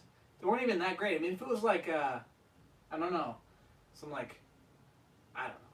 Yeah, it was pretty. It's pretty flat. It's kind of flabby. It wasn't very sexy at all. I think this is Marty White Man. Marty White Man. That's right. What up, Marty White Man? Happy White History Month. Not too much, man. My gosh, that was a long ass call you had. Yeah, that was more than 4 minutes. That's a black 4-minute call. Yeah, exactly, man. No, okay, so first of all, I want to say that to pull off that shirt, Trevor, man, I would call it a blouse, but to pull it off, you're freaking a man. And that hat, that Houdini style hat, kicks butt. I like it. But I also wanted to say that well, I wanted to ask you if you'd heard, if you guys had heard the Tyson PC Mess song. I No, haven't heard it. I have not. Oh, dude, you got to check it out, man. PC Mess Tyson, you got to check it out. It's fire again, and also I enjoyed seeing your. Well, actually, they played PC Mess on Jesse's Manhood Hour, and then oh, I know what I was gonna say. Fear on SNL. Look it up. Fear on Saturday Night Live. When they went on there, holy cow, the whole place fell apart. And Laura Michaels was like, never again. Who? And they were Fear? friends with Fear, What like is it? Fear. What's that? It's a punk rock band. Oh. And they were really big, like back in the '80s, and they were like, when you went to their concerts and stuff, they're like, everybody was slam dancing and stage diving and doing all that kind of stuff.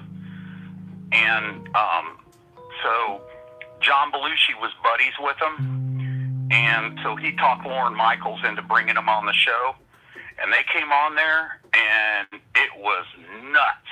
They did 3 different songs on there. Any of the listeners, check it out, Fear on SNL.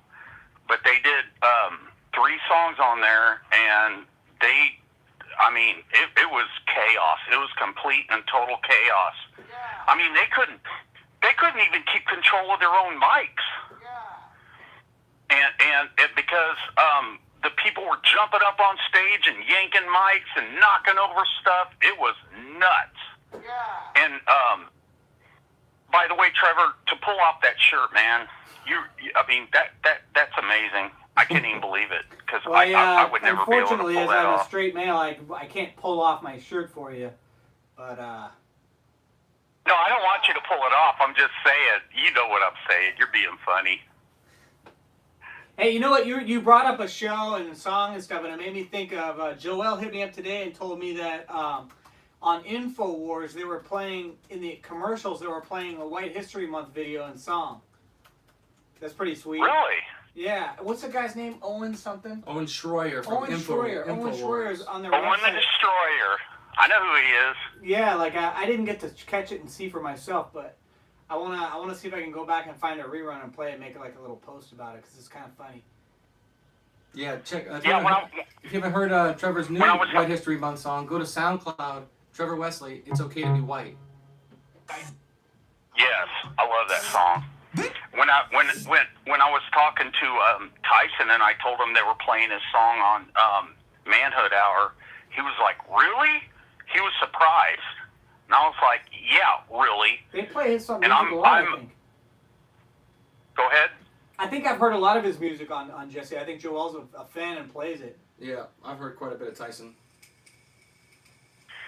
Yeah, and I've been actively trying to promote him. I mean, I've been trying to get him in contact with some UFC fighters, and so far no luck. But I'm trying to get his song "Rebellious." Have you heard his song "Rebellious"? I haven't. I gotta really dig in and listen to his stuff. Where do you find it?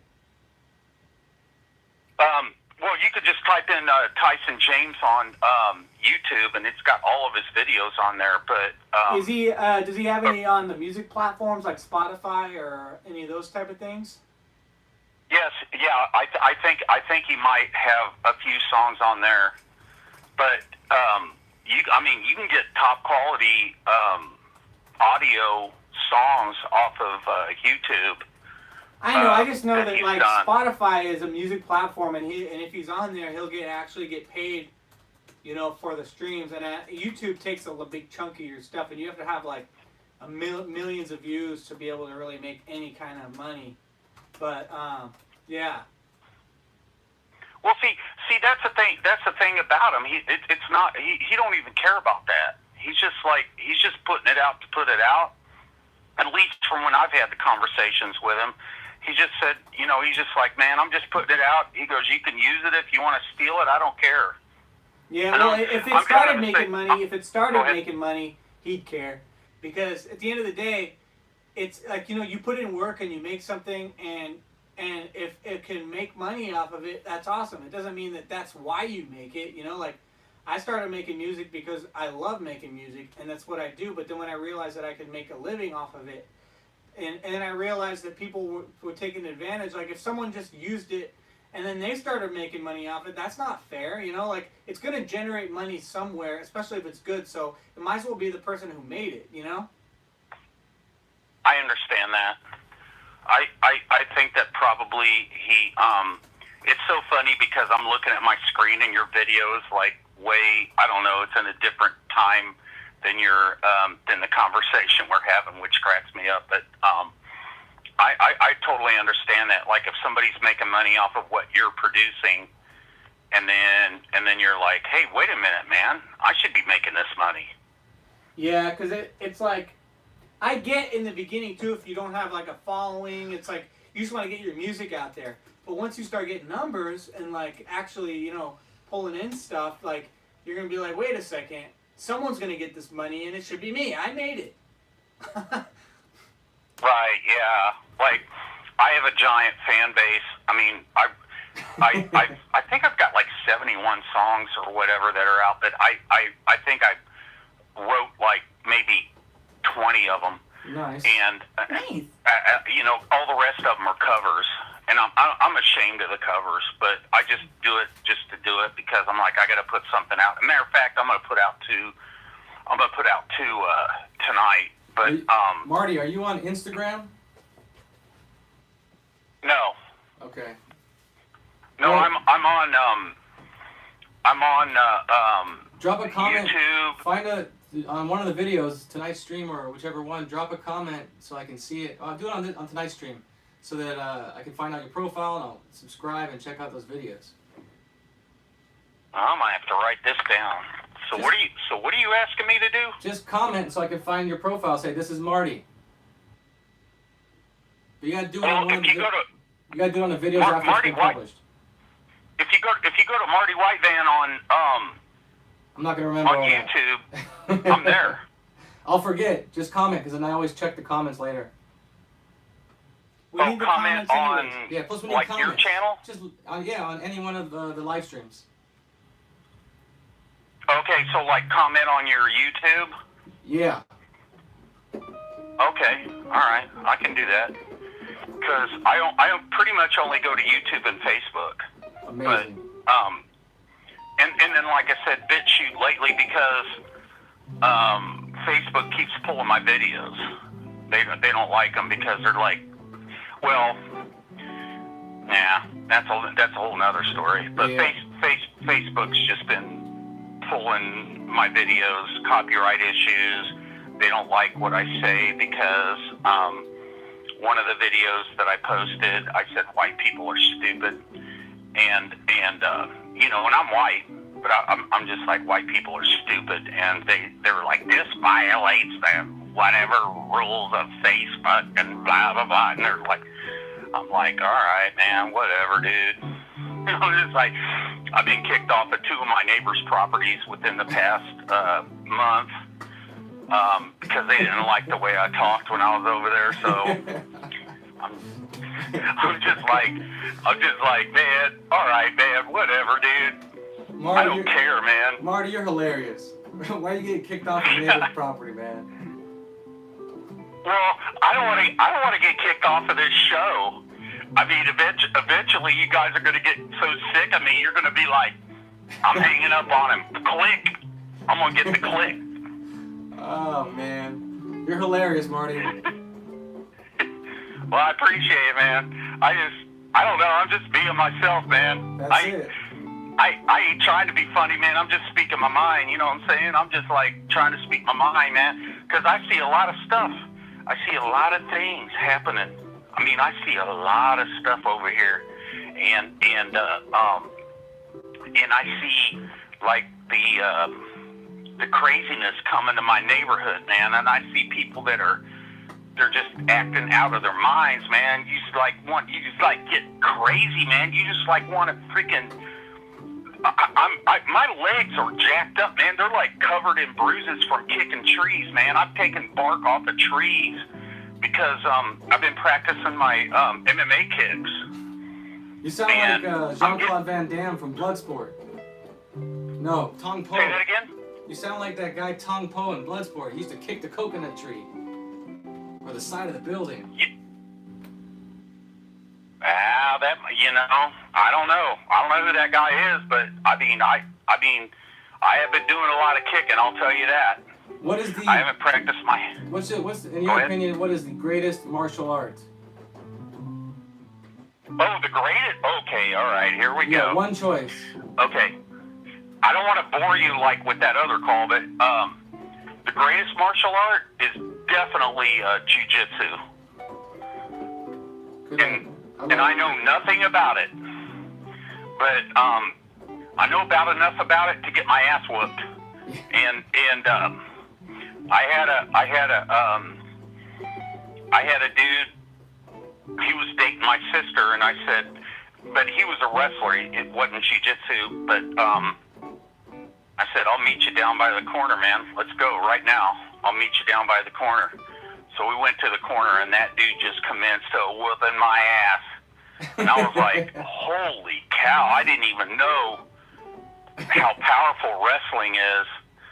And I want to learn more about it. I want to learn more about wrestling, but I really don't know much other than what I've seen on TV. I mean, it's kind of like that old thing, that old joke where you'd say, like, I know enough karate to get my butt kicked, and that's pretty much about as much of wrestling that I know of.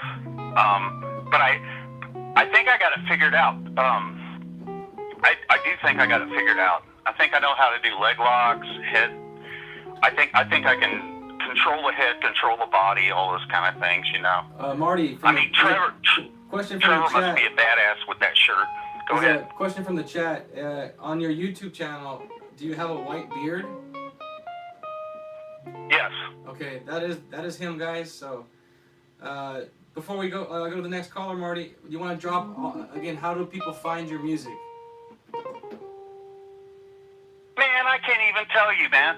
I mean, you can go to like freaking Marty White Band on freaking YouTube, but then like stuff changes all the time. You know, like Facebook's kicking me off, and then BitChute, BITCHUTE, Marty White Band. I'm there. Okay. I've got. What else? I don't even know how many videos I've got there, but. What other platforms can they find you on?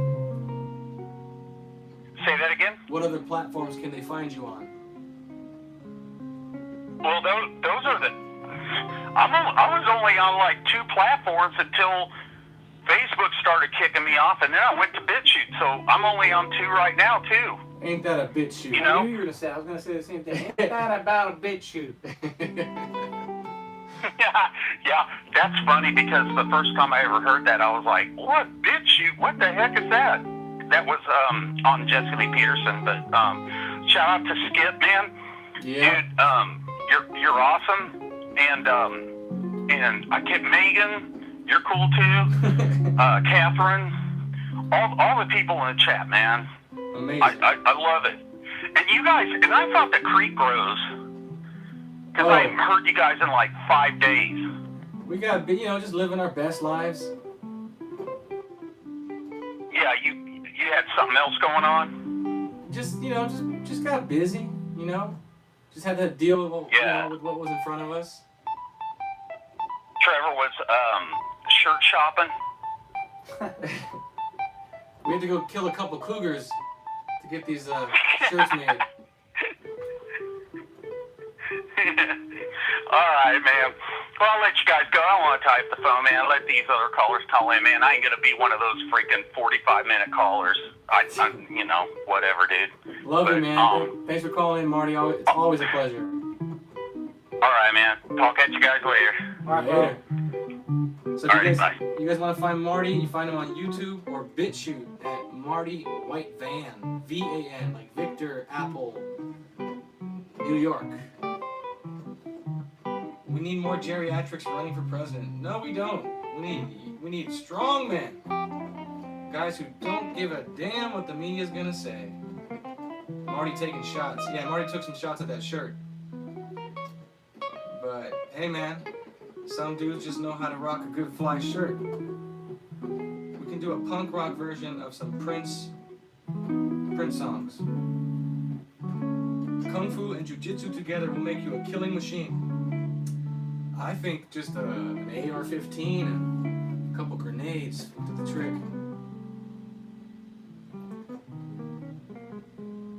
Oh yeah, the 45-minute caller. He's taking shots at Mr. Bang. Can't believe AOC is in office. Trump is hated, but someone as crazy as her is not mentioned. Exactly. Well, let's see. So I guess there's another, one last topic for the night. So Trevor, I was looking at this one guy's page. He had some stats up. Apparently, Twitter has about 48 million users worldwide. 10% of those users create 80% of all tweets in the United States. And basically the US market is about 20% of all Twitter, the whole market. So it boils down to about 5 million people, more or less, are tweeting on average 19 tweets a day, and they're influencing 80% of the rest of the users on Twitter. So it shows that a very small group of people, 5 million compared So if they created their own platform and those people got it, it'd be cracking. Or it also explains why censorship is so important, because the powers that be understand that it doesn't take many people to change culture. If you get enough people being vocal about it, 5 million different opinions, you may be on the other side of the spectrum, anti-communist, anti-Antichrist, then you can probably change the entire country because you can change culture. I thought it would be smart that if Trump got kicked off of Twitter, right? He created his own platform. Imagine all the people that would go to his platform. Exactly, like Tucker Carlson. Imagine if he created his own type of Twitter that was like president stuff. It's like news, the president runs it. That'd be crazy. Yeah, it can't be censored. You can Copyright Trevor Wesley 2020. 2020. Yeah, it's pretty nuts. Gracie says, I love that song, Trevor. Music Soul Child. Can you be a 40-year-old virgin? You can, if you've never banged a girl in your life. Be a 40-year-old incel.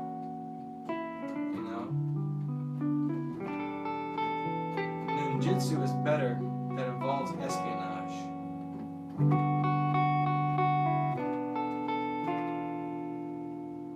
Terry is a girl's name. Terry Crews. Everyone's talking about Terry Crews for president. Terry Crews for president? Yeah, I agree. Total beta. The dude, you can't, man. Everyone in Hollywood is a beta. Most of the world is asleep. Even these so-called Christians just ain't Christian. You are correct, Richie. An AR-15, 1911 shotgun. That's what I'm saying. You can wrestle on the floor all you want. I'm just gonna go ahead and rack them and let them rip. I was gonna say he got me too. Yeah, Terry Crews. And then he came out crying about that he got molested, like he got touched on the set by a dude or something. Like Jesse did. Everybody molested. Yeah, none of these guys in Hollywood are... can you think of anyone in Hollywood or music or entertainment that stands out as an alpha? Mel Gibson. That's the only one I can think of. Mel Gibson. And then Bruce Willis. I don't know. No, I wouldn't say, because Demi Moore. I guess I don't know. I'm just thinking of... but you're right about Mel. I'd say Mel for sure. There's something about Bruce Willis. I don't know about his personal life. He stays out of the spotlight, kind of like... You don't see him on red carpets. Is pretty... Denzel's cool. I like Morgan Denzel. Freeman. Yeah, I like Denzel. Morgan Freeman. Okay, at least they stay, like you said, at least they stay out of it. They mind their business. They don't chime in on Black When Lives they do Matter. talk about things, they don't say, like, misleading type of things. Yeah. But based on their marriages and their children, obviously I think Bruce is out. But Mel, I mean, I don't know. Also heard, someone told me that he called his ex and like said, "You're gonna give me a blowjob" or something. He was just like totally like, but who knows? I don't know how old that was, but I mean, either way, he knows about the tribe. So Mel's got my vote for president. Danny Glover. Yeah, he's a good friend. Yeah. Danny Glover is a good friend. He doesn't care if the media's gonna bash Mel. He's not gonna join in on that. That's what you should do. Weak people will always want to be agreeable, and they'll even start talking trash about their best friend because they're scared to defend them, to stand up for them. It's funny because like I've noticed that there's like people that will announce their exit of friendship on social media or like turn against me because I think differently than they do or I disagree. But then there's the people that are just quiet, right? They stop interacting with you. They don't talk to you anymore. They don't hit you up. They don't like your stuff. They don't comment on their stuff. They kind of like just fall back. And because they're afraid, they don't want to confront it. They don't want to have any like, problems with you, but then they're secretly hating you. So there's like a little more respect I have for the people that are at least have the courage to announce themselves. Like, not saying I'm unfollowing you, but being like, like at least say something. Like if you hate, like instead of secretly hating and like judging on the side, it's like, why don't you just unfollow me then? Because people like to just like, they love to keep judgment around things that they can judge that keeps them feeling better about themselves because, they like to pity you, whoever they've created you to be in their mind. They'll hang around waiting in the wings, watching you, biting their lip, getting more and more mad about everything you post, and then you send the one thing that they just couldn't hold it anymore. Ticking time bombs. Yeah, and then they jump out of the bushes, you blurt it out, call I you can names. no longer support you. Yeah. And then they stomp off, like they think that they're going to lead some kind of exodus. Because they want to like be an influence and so other people will see and they'll be like, yeah, I'm with him, yeah. Exactly. You shouldn't make jokes. Like what did you posted the hippie thing? The hippie thing. Of all things to trigger people, it was a meme that talked about how people who said they don't believe in God, but they believe in a higher power and it has like their crystals and all that hippie crap. Like, I don't believe in God, but I believe in a higher power. If you don't believe in God and you believe in a higher power, there's only one left, and that's Satan. Oh yeah, another good one. Norm Macdonald. That dude knows a lot about the tribe as well. So there's a few. I mean, what's his name? James Woods. He's pretty far right. I don't know if he's called out the tribe yet, but he's based enough that I can see. I can't go into a Walmart to buy WD-40 without my Barracuda skin mask. Yeah, crystals make your cell phones work. I can't tell if you're joking or not. There it is. Go to SoundCloud.com to hear this song. It's free. It's not okay to be late. It's not okay that your mom's so full of hate. It's not your fault you were raised by a deadbeat dad that walked away. So what we like cats, so what we like rap. It's not appropriation, it's just appreciation. It's okay to be wrong, it's okay to be right, it's okay to be black. And it's okay to be, okay to be, okay to be. It's okay to be, you were meant to be right. It's okay to be, okay to be, okay to be. It's okay to be, you were meant to be right.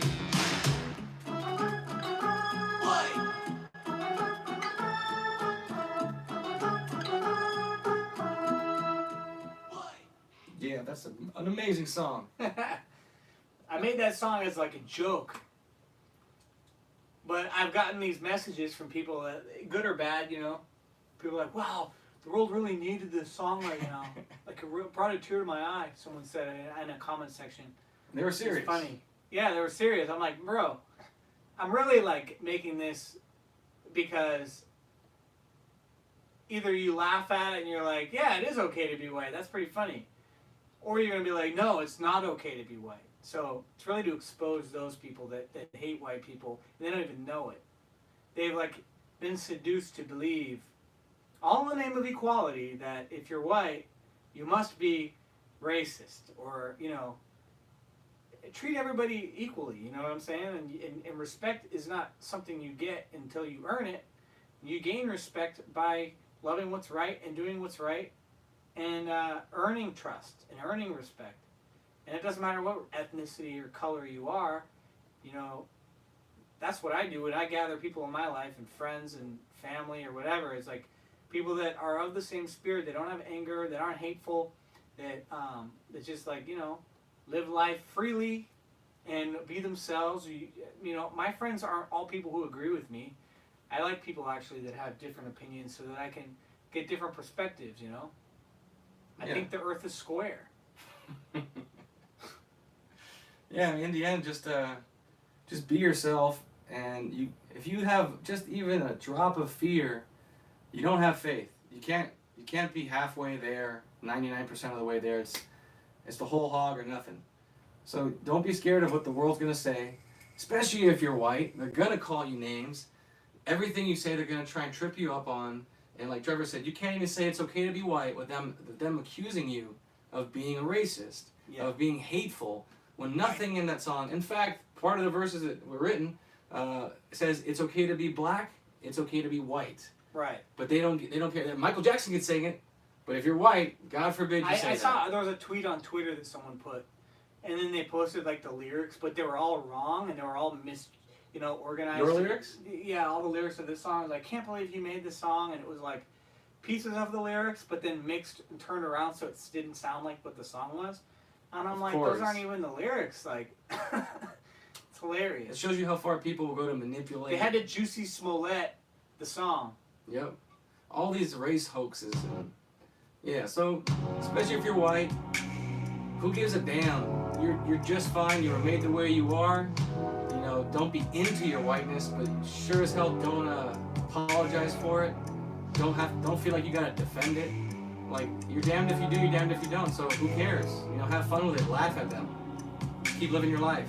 And remember, go to SoundCloud and get the song, play it. It should be, we're trying to figure out, get on Spotify? iTunes? Yeah, I want to do that for sure. That way you can stream it. I think I'm going to create a new account so that I can have songs as an alternate identity, you know, that are like funny songs, remixes, you know, different kind of songs that won't, you know, leak into the people that just know me for the music that I have, so I don't like turn them off. They're gonna be like, I liked this music before, you know, so I can still put out music and people who know, they know. That's a good idea. What if we ask people to drop a comment of some ideas for alternate names? Yeah, I don't know, you know. Doesn't hurt if you got an idea for the alter ego behind It's Okay to Be White. Throw it in the comment section, or better yet, put it on one of the older videos, or this video once it posts, so we can see it. I don't have to go fishing through the chat. Let's see. Well, we'll do one more call if you got time. Otherwise, we're gonna wrap it up. It is 9:40. So if anyone, last caller, wants to call in, 818-308-5559. 818-308-5559. Oh, this groove. Jesus was a whack man. Actually, let me get this juice. Just a little bit. Oh, I got one of the new ones. Doesn't work. It's just a whole. What's he talking about? Is it really 11:40? No, 9:40. Well, where you are, it's 11:40. Yes, Skip, if you want to call in. Whichever, man. Whoever.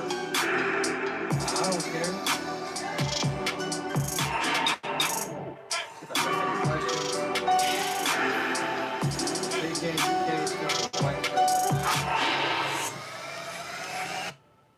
If all lives matter, then why do people avoid coming into contact with them?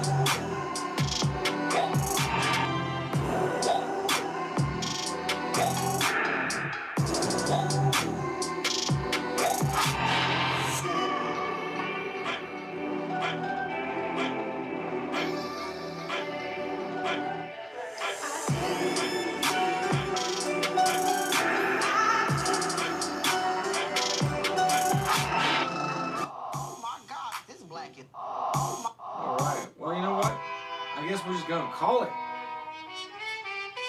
Last caller. Maybe next time, Marty, my old lady's asleep. I don't want to wake her. No worries, Skip. All right. Well, any closing remarks for the hangout? Thank you guys for joining us. Sorry we were out of what's the word? Commission? Out of commission. For a little while. Commish. We're back. So thank you guys for joining. Leave a thumbs up if you can. Yeah, check out the It's Okay to Be White song on my SoundCloud. And yeah, leave a comment. Whatever. You know what to do. You know what to do. Yeah, comment as much as you can. It helps with the algorithms, and So they say. It's a free way to support Trevor's channel and the music. So, like it, share it, subscribe, ring the bell. And check out Bros and Cons TV on Instagram. Yeah, if you have Instagram, find us there. And you can send over anything you find, articles, whatnot, cool stuff, anything. All right, man. Well, thank you guys so much. It was good to hang out again after this week off. So hopefully we'll be back on a semi-regular schedule. All right, Trevor's going to take you out.